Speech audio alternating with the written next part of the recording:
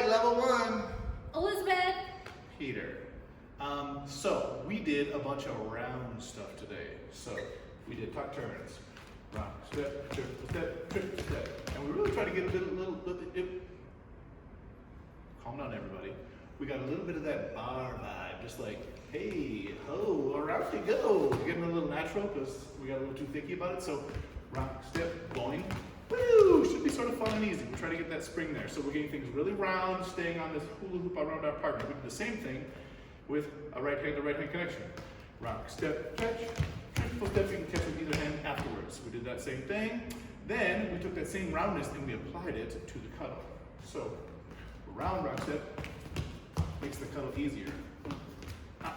Round rock step makes the cuddle easier. Round rock step, I'm in handy. Okay, so now, the last thing we did was a little send out. This is all about the straight stuff. So we're here. Rock, step, triple step, boing, triple, triple. My left hand really doesn't do a lot. My right hand doesn't do a lot. We get a little sprawling by where I put my body.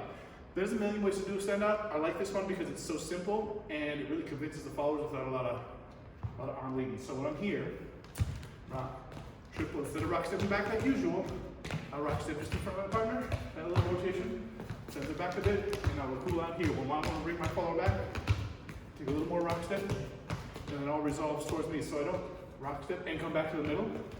I go rock and I stay back here just a little bit. It comes towards me. You got 6 count to get there. That was it. Hey, hey, hey.